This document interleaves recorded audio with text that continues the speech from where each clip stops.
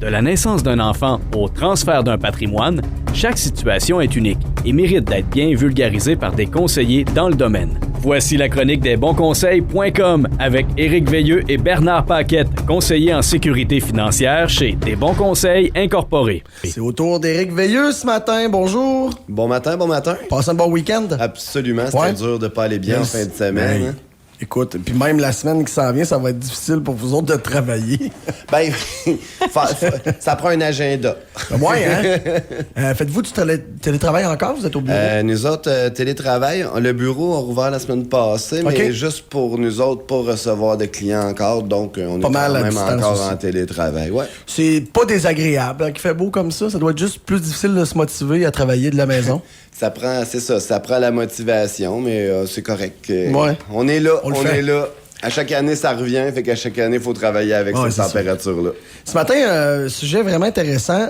On va faire semblant de faire disparaître un propriétaire d'entreprise.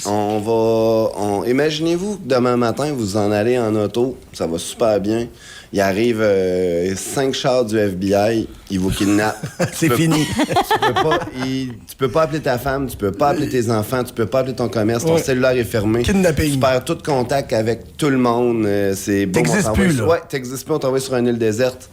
Puis maintenant, il faut que ta compagnie continue à virer. Bon, ben là, qu'est-ce qui se passe quand ça arrive? Ben exactement. Ça dépend comment on est planifié. Juste en partant, t'as une clientèle. Ta clientèle, elle compte sur toi dans ta business pour peu importe ce que c'est. Si tu vends des armoires, le gars, il attendait ses armoires pour le 15 juin. T'es plus là, ça se peut qu'il y ait personne pour continuer à driver le projet.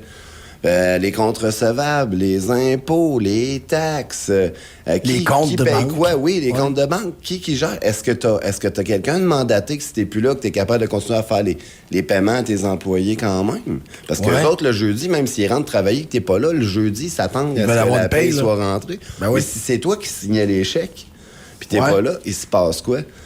Ben là, on parle, mettons, d'une entreprise où tu peux avoir des employés qui vont s'occuper, mettons, de la promo, qui vont s'occuper des payes. Mais si t'es tout seul dans ton... Mettons, moi, je fais de la construction. Ça arrivera jamais, là, mais... mettons, il y a juste moi, là. Ouais.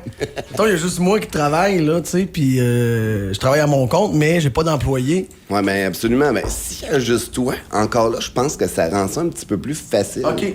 Parce que il reste que quand tu t'es pas là, ben là, ça va aller assez vite que ta business va se mettre à descendre. Fait que vivement d'avoir des assurances invalidité, mettons que t'es dans l'invalidité pour continuer à quand même faire tes paiements, les assurances créances, les frais généraux des entreprises, toutes des choses qu'on peut protéger. Fait que j'imagine que tu peux faire ta réclamation, mais si t'es dans le coma, faut au moins qu'il y ait quelqu'un qui soit au courant que tu aies cette assurance-là. Donc, ton courtier, premièrement, est la première personne à aviser tout le temps s'il est invalide, mais là, ça va être ta femme, ça va être ton conjoint, ça va être... Si t'as pas d'employé, ben là, c'est ça, c'est tout ça qui... Fait qu'avoir un plan d'urgence, avoir un plan d'urgence, il se passe quoi si moi, le président de ma compagnie, je suis pas là? Il va se passer quoi avec ma compagnie? Qui opère, quoi? Oui, exactement. Puis on prend pas assez de temps à réfléchir à ça. Souvent, on le sait, nos business, on veut que ça roule, ça va vite, les recevables, les impôts, les taxes, aller chercher l'argent, la publicité, le marketing. Veux pas, si t'es bon du jour au lendemain, t'es pas là, ben automatiquement, il se passe de quoi dans ton entreprise? Fait que de prendre le temps de commencer à écrire les grandes lignes d'une journée de l'entrepreneur, je pense que c'est important, puis que l'entrepreneur en discute avec quelqu'un, au moins qu'il y ait quelque chose d'écrit à quelque part, que s'il arrive telle affaire, voici c'est quoi la procédure.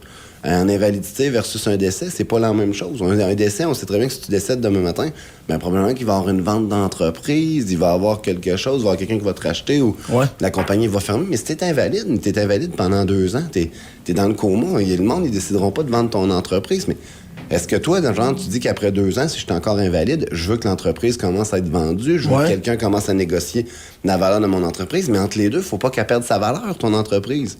Fait que si t'as pas de plan de continuité des affaires, ça va finir par coûter cher. Tu vas perdre des sous. Là. Est-ce que tu peux mandater quelqu'un d'autre que, mettons, ton conjoint ou ta conjointe? Tu sais, je prends exemple sur, mettons, mes parents, là, tu sais, ma mère est super, mais super poche aussi avec les chiffres, tandis que, tu sais, il y a d'autres personnes dans la famille qui sont pas mal meilleures là-dedans, là, tu sais. Ben, je pense que ça se peut se notarier. OK, ouais. Si tu dis, bon, mais telle personne, si je suis pas là, c'est une espèce de mandat dans le cas d'inaptitude d'entreprise, là, qu'il faut commencer à réfléchir, puis Avoir une personne clé dans l'entreprise. Moi, je sais que si demain matin je pars, j'ai quand même des personnes clés dans mon entreprise qui connaissent le fonctionnement. C'est encore, mettons, pour mes employés, c'est moi qui fais les payes et tout, mais ça serait facile de revirer ça de bord assez rapidement. Okay. Mais encore là, il faut quand même que les personnes aient juste les codes. Les codes des compagnies, les codes des banques, ça prend un coffre-fort virtuel à quelque part qu'il y a une personne qui dit s'il arrive telle affaire, mais voici, tout est là si tu veux commencer à faire mes DAS, faire mes paiements. Oui, parce que là, juste l'ordinateur du propriétaire d'entreprise, il faut être capable de rentrer dedans. Là. Il y a des données là, qu'il faut récupérer. Il y a du confidentiel. Ça veut dire que ça prend quelqu'un avec une grosse confidentialité. Là. Tu peux avoir... moi, c'est pas pire. Je vends du papier. On est full confidentiel. Mais le gars qui est en train d'élaborer un prototype, genre à la boue, puis que si ce prototype-là se fait voler par quelqu'un d'autre, il va perdre toute sa business qu'il a investi. C'est important d'avoir sécurisé tout ça aussi, là. Donc, ça nous prend un plan moi, j'appelle ça un plan du pire. Parce que c'est bien rare qu'on dit on va planifier le pire. Oui, mais c'est plate à faire, mais en même temps, on n'a pas le choix. C'est une nécessité parce qu'on sait tout. On est là aujourd'hui, puis demain matin, il peut être arrivé de quoi? Dans 15 minutes, je peux traverser ici, puis... On ne souhaite pas, là, évidemment. Non, mais ce que je veux dire, c'est que par image, il n'y a personne qui est éternel. Puis, mais écoute, la ligne droite en moto tantôt, puis c'est fini, là. Absolument. S'il n'y a rien de planifié. C'est de prendre le temps de planifier un peu le pire en se disant que ça n'arrivera pas, mais au moins d'avoir un plan d'urgence. Ou tu sais, t'es obligé de partir 2 mois de temps, une maladie ou un enfant malade, il faut que tu décampes vite. Mais qu'est-ce qui se passe dans ta business? T'as-tu déjà roulé ça, dire que si moi je suis pas là 2 mois de temps? C'est facile de planifier 2 semaines. Hey, je suis 2 semaines en vacances, on a fermé le bureau, les payes sont faites d'avance. Mais là, ça fait 6 mois que t'es pas là. Mais j'imagine que vous autres, quand vous faites affaire avec des clients affaires, ça va être une des questions que vous posez. C'est quoi ton plan de pire? Là? On en discute absolument. Mais souvent, nous autres, on va discuter plus de point de vue invalidité, point de vue assurance-vie, point de vue juste les frais fixes. Mais je veux dire qu'après ça, il faut quand même penser à avoir le notaire là-dedans qui est au courant, avoir les gens, les gens dans l'entreprise, souvent, on a une personne clé qu'elle est plus avisée. Fait qu'il y a plein de choses de même à discuter. Puis c'est le genre d'affaires qu'on fait avec nos clients, d'essayer de parler d'autres choses. Parce que oui, on s'occupe des finances, on s'occupe de la gestion des portefeuilles, des assurances, des placements, mais on est aussi là pour donner le conseil du plus quand nous autres, on n'est pas là pour le contrôler aussi, pour aider le client à s'enrichir s'il arrive le pire. Là. C'est le plus-value dans le service à la clientèle aussi, de dire, as-tu pensé à telle affaire? Absolument. As-tu prévu telle chose? Absolument. Parce que je sais qu'à matin, ça s'adresse pas à tout le monde, mais le monde à qui ça s'adresse, ça fait réfléchir quand même que si demain matin, tu te fais kidnapper puis t'es 2 ans peut-être pas dans ton entreprise, Moi, j'aime bien ça, le kidnapping. C'est l'image, hein? C'est hyper impossible. J'imagine la vanne blanche, puis les gars habillés en noir avec des suits. La première fois que je m'en étais fait parler, moi, c'est le même qui nous l'avait apporté. Okay. Fermez vos yeux, là, ils vont vous faire voyager aujourd'hui. Hey, on avait sorti de là, c'est vrai, puis on avait commencé à écrire tout ça, puis on l'a créé aussi dans notre entreprise, parce que oui, ça prend un plan de continuité des affaires. Comme j'ai tout le temps dit, c'est niaiseux. Dans mon domaine, s'il manque d'électricité, il faut que j'aille de l'électricité pour continuer à faire les transactions de mes clients. Oui, c'est juste ça. On s'est équipé pour ça, les génératrices, puis des choses comme ça, que s'il arrive de quoi, il faut qu'Internet marche. Il faut quand même que je sois capable de faire des transactions pour mes clients quand même.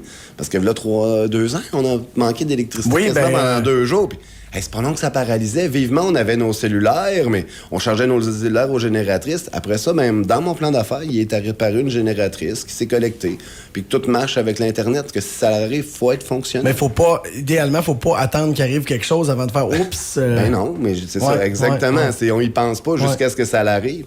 Donc, encore une fois, c'est de prévenir les coups. Votre équipe ne s'appelle pas des bons conseils pour rien. Merci.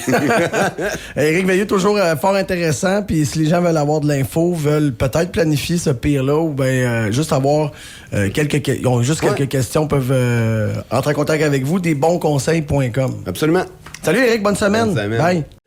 Desbonsconseils.com vous a été présenté par Éric Veilleux et son équipe située au 135-25 boulevard Lacroix à Saint-Georges. De la naissance d'un enfant au transfert d'un patrimoine, différentes stratégies s'offrent à vous. Parce que chaque situation financière est unique, vous devez vous assurer d'en tirer le maximum. Notre équipe d'expérience est là pour vous donner les bons conseils dont vous avez besoin. Communiquez avec nous au 228-72-24 ou desbonsconseils.com.